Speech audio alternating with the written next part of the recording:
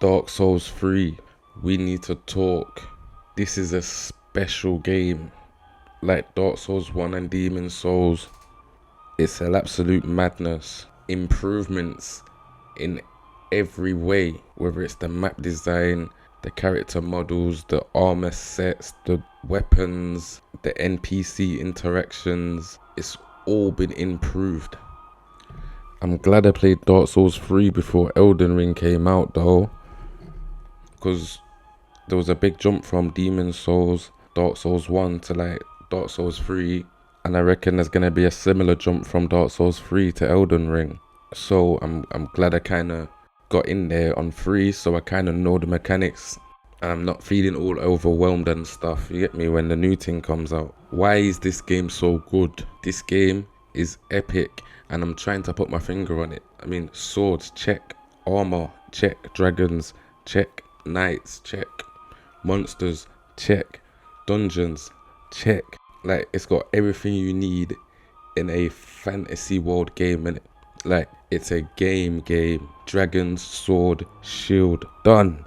That's all you really need. And some like craftsmanship behind it, get me? Some real craftsmanship. But there's something that ties it all together, yeah?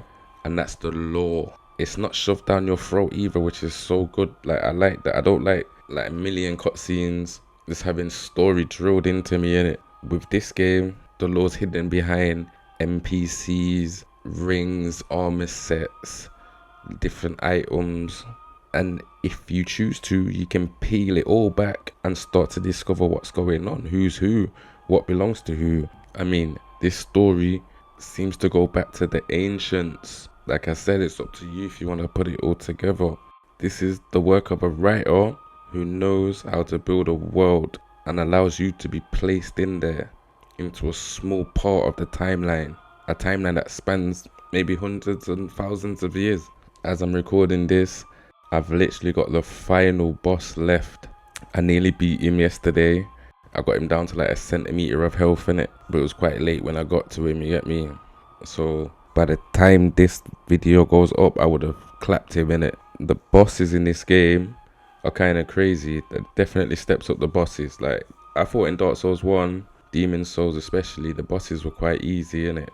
Like, this game's a bit nutty when it comes to the bosses. Like, that big blue dragon in that DLC map, yeah, like you have to drop down in and get into his pit and that.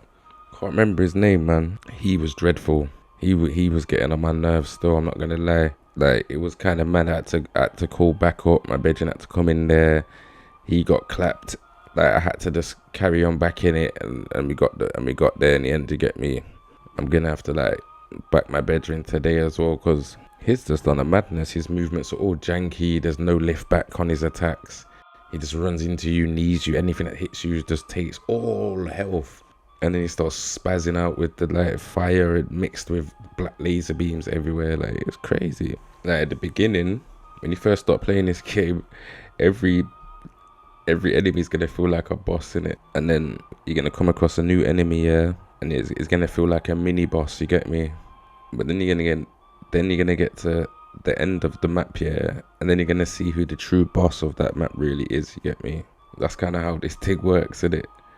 Like, the enemies just keep getting stronger and stronger. I mean, each new encounter, it's highly likely you'll die in it, but you'll learn their attack patterns, you'll adapt, you'll come back, and you'll slap. Beautifully crafted game. Has a old but reliable feel to it, like a mechanical computer made by the ancients, powered by touch. The map is crazy. It's like some elaborate jigsaw puzzle with a sprinkle of 4-dimensional maze. A feeling of being trapped within it, desperately searching for the next bonfire, which is the next checkpoint basically. And I mean, once you know where they are, it's alright, you can get there no problem. But when you don't know where they are and you're being attacked left, right and centre, and you've only got like one Estus left, it gets to the point where it's like, alright, I need to stop fighting and actually just look for the next bonfire, you get me? Then you're just searching, looking, ducking, diving. Yeah, amazing game design. So sometimes you'll have to like travel a whole like level, if you can call them levels, and you only got one bonfire. Like one bonfire, yeah. So imagine how technical the levels are. Like, you've got to basically find shortcuts, open certain doors that will get you back to a further point in the level, you get me? So when you go back to the bonfire, you can get to a further place much quicker. If you've played Neo, they use a very similar style when they build their like levels, and it. If you notice, there'll always be a ladder that you find later on that's right near the start of the level, so you don't have to go around and do all the long thing. You can just go up the ladder now and just move. You're a lot further in the level than you was before, you get me? All that is riddled within Dark Souls. Like that's how they build their games, innit? I'm a little bit obsessed with the stat system, innit? Obviously, it's a stat system where you can't have them all in it, so you have to choose. Like, if you want to be strong in one thing, you're gonna be weak in another thing, innit? So man, have to have bare different characters, innit? Builds, and that they're just doing everything right, innit? So for most of the game, I played as a strength build, innit? I was enjoying it still. I was feeling it. But like, after finding a few faith spells, finding the Lothric Knight sword, I was like, you know what? I'm gonna do this electric thing. So I redo my stats. Then I'm a strength faith build. You get me? Lothric Knight sword. Scratch out some like, what's it called? Lightning blade on it. Lothric Knight sword's pushing out like over 800 power in that. I'm like, okay. Dexterity weapons in it. They look kind of sick. Like all the multi weapons, double-handed weapons, and I'm thinking I need to get on some of that. So I switched it to like a Dex faith build in it. Weren't really liking the power output. Then I got to the dragon.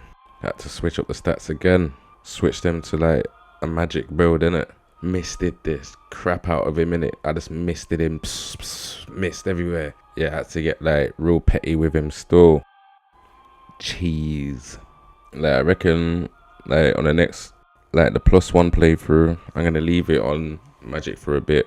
See, like, you get me, use all the spells and that, you get me, like, see what's going on with that. And then I might just go to like this raw strength build in it. Just raw enough to cast like magic on weapons and that, but like just like 70-80 strength and that.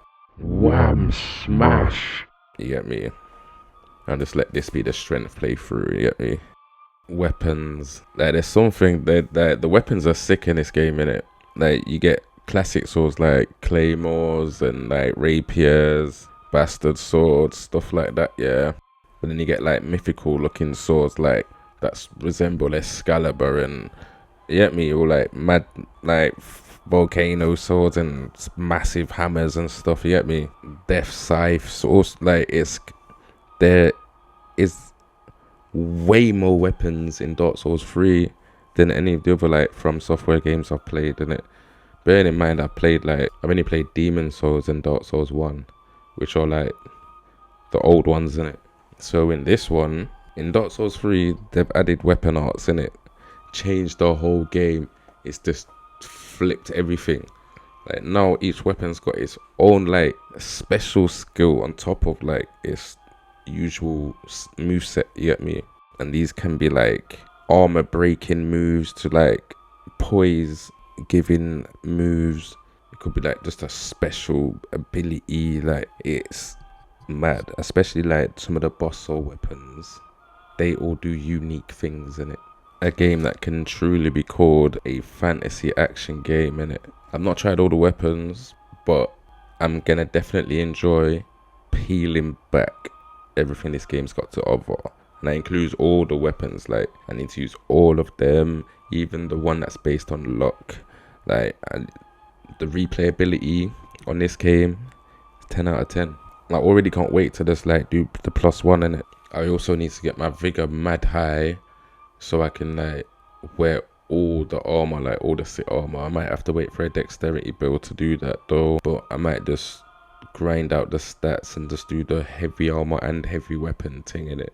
I'm not sure. And I like the fact that there's certain weapons that are just rare in it. There's only one of them. Like, you can only get them once per playthrough in it. And I like the fact that you can get all of the weapons in the game in it. There's no battle pass. There's no store to buy certain weapons in armor and that. None of that, not one bit of it. Armor.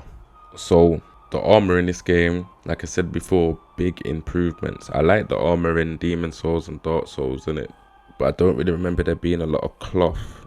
In this game, gone mad with the cloth. Like, most of the armor has got some kind of like cloth incorporated into it. There's one armor, yeah, where it's just like a full knight armor, but it's just like got a robe over it, like trying to hide himself in it. Mad, sick. The art. As far as I know, you can pretty much wear any boss armor, like as long as the boss is wearing armor in it. Like, but I'm sure you can, like, if they're wearing it, you can get it in it. Some's a bit tricky and secretive about how you get it, but you can get it. Even some from like Dark Souls 1, I've seen some in there. Like, yeah, I remember this one. What's his name? Smogan. His armor's in here. I don't remember seeing him in this game though. The side quest, if you can even call them that, I think they deserve a bit more respect than calling them side quests. But the side quests are unlike I've seen in other games. Obviously, I'm a bit used to it now because I've played 2 different From Software games, innit? And actually, I think the side quest in Demon Souls and Dark Souls probably a little bit harder, actually. Like, even when you know what to do, it's so easy to mess them up, innit? This one, once you know what to do, you can kind of like stay on top of it, innit? But it's just done in such a clever way. Some of the NPCs are entwined with each other. So I'm sure with that one, you can't complete both of their side quests in one playthrough, innit?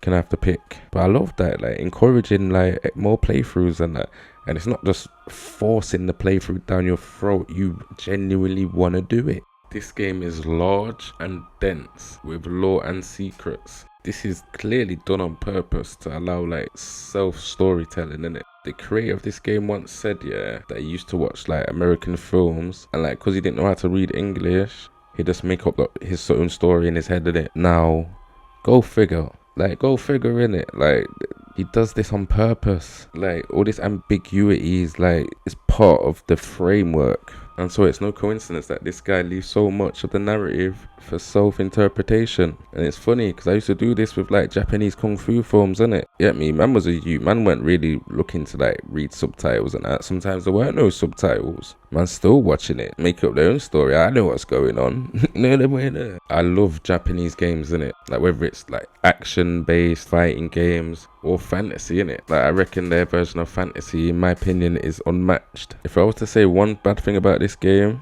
it would be that there's no omnidirectional step, like side step. I know there's a back step, but there's no omnidirectional step, side step, 3 o'clock step, 11 o'clock steps. Like, I'm sure I've seen this in certain certain gameplay clips of Elden Ring, innit? Don't know I'll be using that. I think it's like a skill or something in it, but yo, I hope you can have multiple skills on at once because I need to be using that. Apart from that, I fully recommend you buy this game, innit? If you're not already got it, you need to copy it. It's on sale right now as I record this. You won't be disappointed, innit? You can get it with the 2 DLCs together, just wrapped up in one nice bundle. You're good, especially if you're looking to like, if you're side-eyeing Elden Ring, you might want to get on this real quick. I highly recommend it. Don't forget, if you're new, like and subscribe.